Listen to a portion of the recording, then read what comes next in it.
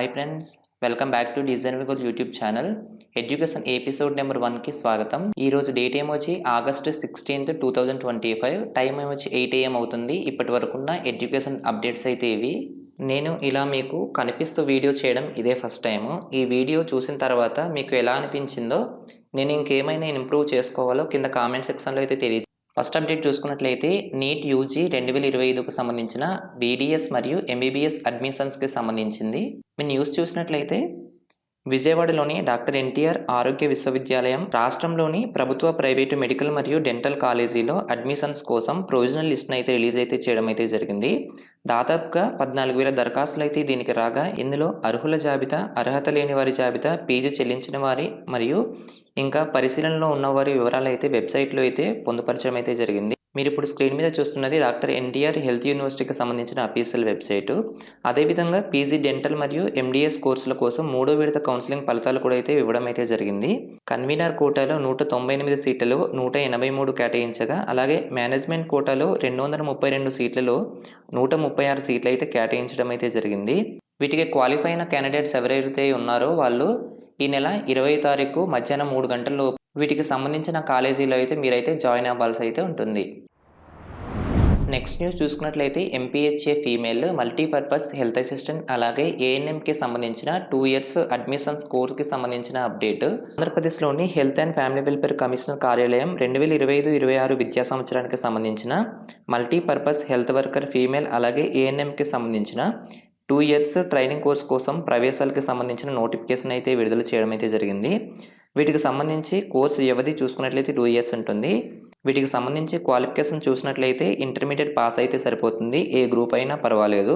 Age relaxation చూసుకున్నట్లయితే 31 December 2025 నాటికి కనీసం 17 ఏళ్ళు అయితే కంప్లీట్ అయితే అయ్యి ఉండాలి. వీటికి సంబంధించిన ఎంపిక విధానం చూసుకున్నట్లయితే ఇంటర్లో సాధించిన మొత్తం మార్కుల ఆధారంగా మెరిట్ జాబితా అయితే సిద్ధం చేయడం అయితే జరుగుతుంది. ఒకే మార్కులు వచ్చినప్పుడు అయితే మీ యొక్క ఏజ్ని అయితే ఆధారితంగా అయితే చేసుకోవడం అయితే జరుగుతుంది.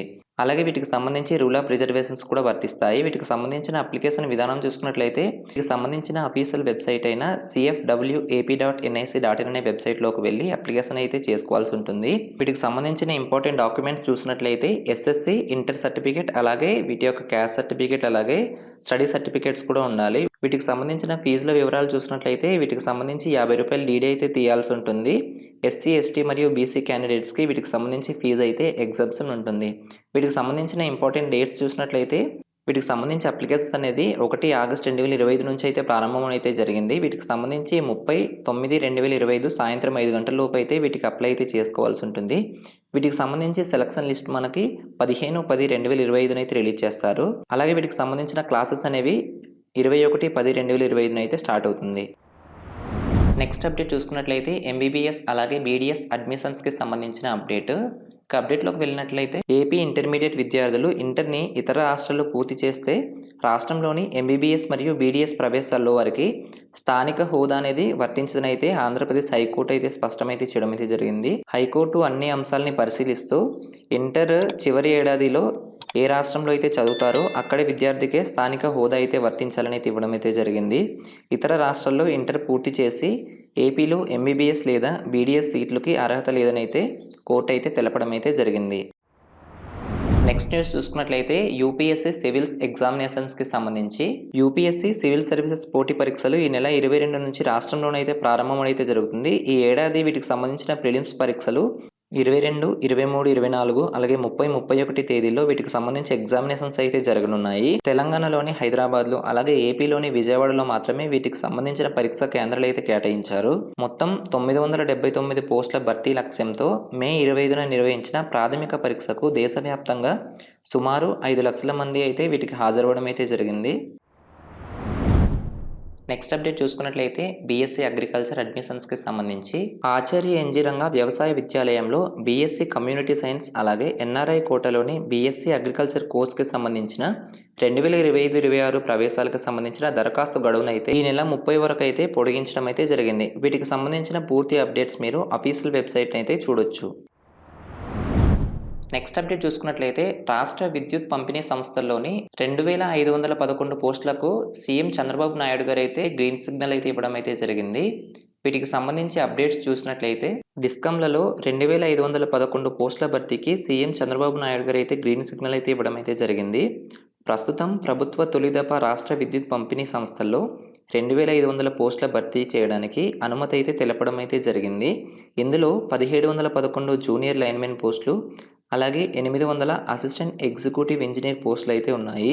ఇక రాష్ట్ర విద్యుత్ పంపిణీ సంస్థల్లో మొత్తం 7142 ఖాళీలు ఉన్నాయని అయితే నివేదికలు అయితే చెబుతున్నాయి. ఏపీ ఎస్పీడీసీఎల్లో 2850 పోస్టులు, అలాగే ఏపీ సిపిడిసిఎల్లో 1708 పోస్టులు, అలాగే ఏపీ ఈపీడీసీఎల్లో 2584 ఖాళీలు అయితే ఉన్నాయి. విద్యుత్ శాఖలో ఉద్యోగాల కోసం ఎదురు చూస్తున్న వారికి ఇది ఒక మంచి అవకాశం అయితే చెప్పొచ్చు. ఈ నోటిఫికేషన్ అయితే త్వరలోనే విడుదల అయితే కానుంది.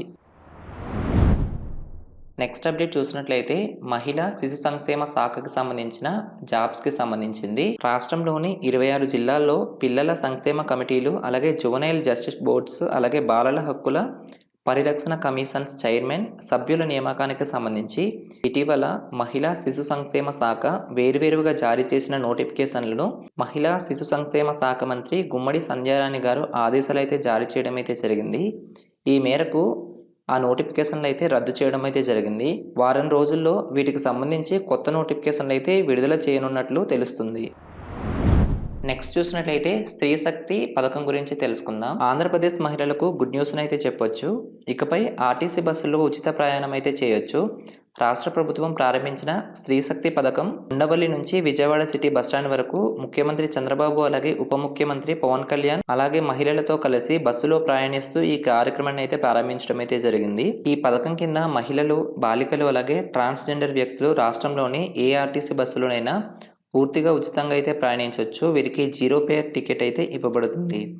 ప్రతి కుటుంబానికి నెలకు సుమారు 4000 రూపాయలు అయితే ఆదా చేయడం అయితే జరుగుతుంది. పల్లెల నుండి పట్టణాల వరకు metro express, city ordinary express, Palle Velugu వంటి అన్ని రకాల బస్సుల్లో ఈ సౌకర్యం అయితే లభిస్తుంది. ఈ స్త్రీ శక్తి పథకం వల్ల మహిళలు, బాలికలు, అలాగే ట్రాన్స్జెండర్లు రాష్ట్ర వ్యాప్తంగా స్వేచ్ఛగా భయపడకుండా ఖర్చు లేకుండా ఎక్కడికైనా ప్రయాణించవచ్చు. ఈ పథకం గురించి మీకు ఏమనిపిస్తుందో కింద కామెంట్ సెక్షన్లో అయితే తెలియజేయండి.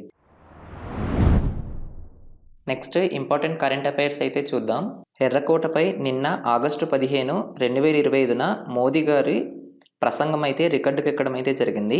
ఈ సంవత్సరం ప్రధాని నరేంద్ర మోదీ ఎర్రకోటపై 103 నిమిషాలు ఏకబిగిన ప్రసంగం అయితే చేశారు. ఇది స్వాతంత్ర దినోత్సవాల్లో ఇప్పటి వరకు జరిగిన అతిపెద్ద రికార్డు. గత ఏడాది మోదీ 98 నిమిషాల ప్రసంగంతో తనదైన రికార్డు అయితే సృష్టించడం జరిగింది.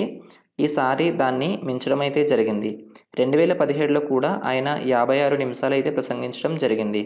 క్రమంగా తన ప్రసంగం విడివిగా పెరుగుతూ కనిపిస్తోంది. స్వాతంత్ర దినోత్సవం సందర్భంగా ఎర్రకోట నుంచి ప్రధాని ప్రసంగించే ఆనవాయితీగా దేశ తొలి ప్రధాని అయిన జవహర్లాల్ నెహ్రూ గారు 1947లో దీన్ని ప్రారంభించడం అయితే జరిగింది. అప్పటి ప్రసంగం 72 నిమిషాలు అయితే సాగింది. అతి తక్కువ విడివిగా ప్రసంగాలు కూడా నమోదైతే అవుతున్నాయి. 1954లో Nehru, 1966లో Indira Gandhi. Next current affair చూసినట్లయితే బ్రిటన్ అత్యున్నత పౌర పురస్కారాలు ఒకటైన commander order of British empire CBE ఈ అవార్డును తెలుగు మహిళ పూర్ణిమ తణుకు ఇటీవల అయితే అందుకోవడం అయితే జరిగింది. కింగ్ చార్లెస్ సోదరి ప్రిన్సెస్ దీన్ని ఆమెకైతే ప్రసాదించడం అయితే జరిగింది. ఖగోళ శాస్త్రవేత్త స్టీఫెన్ హాకింగ్, నోబెల్ గ్రహీత బెరార్డ్ పింటల్, రగ్బీ ఆటగాడు జొనాథన్ పీటర్ విల్కినాస్తో పాటు మన దేశం నుంచి ఈ గౌరవం పొందిన వారిలో లీనా నాయర్ కూడా ఒకరు. ఇందు నుంచి మీకు ఇంపార్టెంట్ బిట్స్ కూడా వచ్చే ఛాన్స్ అయితే ఉంది. Commander order of British empire CBE అవార్డును ఇటీవల అందుకున్న తెలుగు మహిళ ఎవరు అని అయితే అడగవచ్చు. దీనికి ఆన్సర్ ఏమొచ్చి పూర్ణిమ తణుకు. నెక్స్ట్ కరెంట్ అఫైర్ చూసినట్లయితే ప్రస్తుత ఆర్థిక సంవత్సరం 2025-26లో ద్రవ్యోల్బణం 3.5% నమోదయ్యే అవకాశం ఉందని రేటింగ్ సంస్థ క్రిసిల్ అంచనా అయితే వేయడం జరిగింది. 2024-25లో ఇది 4.6% నమోదయ్యింది. ఈసారి ఆహార ఉత్పత్తుల దిగుబడి మెరుగ్గా ఉండడంతో ద్రవ్యోల్బణం అదుపులోకి రావచ్చని తన పరిశోధన నివేదికలో అయితే తెలపడం జరిగింది. ఇందు నుంచి కూడా ఇంపార్టెంట్ బిట్ చూసినట్లయితే 2024-25 ఆర్థిక సంవత్సరంలో ఎంత శాతంగా నమోదయ్యిందని అయితే అడగవచ్చు. దీనికి ఆన్సర్ ఏమొచ్చి 4.6%. నెక్స్ట్ కరెంట్ అఫైర్ చూసినట్లయితే సుమారు 18 ఏళ్ల తర్వాత S&P గ్లోబల్ రేటింగ్స్ మన దేశ సార్వభౌమ క్రెడిట్ రేటింగ్ని BBBకి పెంచింది. బలమైన ఆర్థిక వృద్ధి ఉండడంతో భవిష్యత్ అంచనాలను స్థిరత్వానికి సవరించింది. ప్రపంచంలోని ఉత్తమ ప్రదర్శనలు కనబరుస్తున్న ఆర్థిక వ్యవస్థలో భారత్ కూడా ఒకటని తెలపడం అయితే జరిగింది. గత 5 నుండి 6 ఏళ్ల నుంచి ప్రభుత్వ వ్యయాల నాణ్యత అయితే పెరిగిందని పేర్కొనడం అయితే జరిగింది. ఇందు నుంచి కూడా ఇంపార్టెంట్ బిట్ అయితే రావచ్చు. S&P గ్లోబల్ రేటింగ్స్ భారతదేశ సార్వభౌమ క్రెడిట్ రేటింగ్ని ఎందుకు BBBకి పెంచింది అని అయితే చెప్పొచ్చు. ఎందుకంటే బలమైన ఆర్థిక వృద్ధి ఉండటంతో. నెక్స్ట్ కరెంట్ అఫైర్ చూసినట్లయితే రక్షణ రంగానికి చెందిన ప్రభుత్వ రంగ సంస్థ అయిన garden reach ship builders and ఇంజనీర్స్కి సంబంధించి కొత్తగా రూపొందించిన ఇక్సక్ సర్వే నౌకను భారత నౌకాదళానికి 2025 ఆగస్టు 14న అయితే అందచేయడం అయితే జరిగింది. GRSE garden reach ship builders and engineers అందించిన 3వ సర్వే నౌక అయితే ఇది. ఇందు నుంచి కూడా ఇంపార్టెంట్ బిట్ అయితే వచ్చే ఛాన్సెస్ అయితే ఉన్నాయి. ఇక్సక్ సర్వే నౌకను భారత నౌకాదళానికి ఎప్పుడు అందజేశారని అయితే అడగొచ్చు. 2025 ఆగస్టు 14న. అలాగే ఇక్సక్ నౌక డెలివరీ చేసిన సంస్థ పేరేమిటి అని అయితే అడగొచ్చు. Garden reach ship builders and engineers GRSE. వీటికి సంబంధించి ఫుల్ ఫామ్స్ కూడా అవసరమే. ఈ రోజుకి సంబంధించి ఇంపార్టెంట్ క్వశ్చన్స్ అయితే కొన్ని చూద్దాము.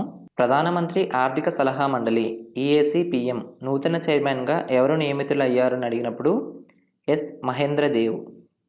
పేరు చూసినట్లయితే S. మహేంద్ర దేవ్.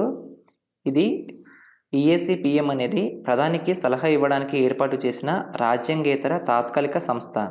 ఇది నీతి ఆయోగ్ ఫ్రేమ్వర్క్ కింద అయితే పనిచేయడం అయితే జరుగుతుంది. నెక్స్ట్ ఇంపార్టెంట్ క్వశ్చన్ చూసినట్లయితే ప్రపంచ ఆహార భద్రత దినోత్సవాన్ని ఏ రోజున జరుపుకుంటారు?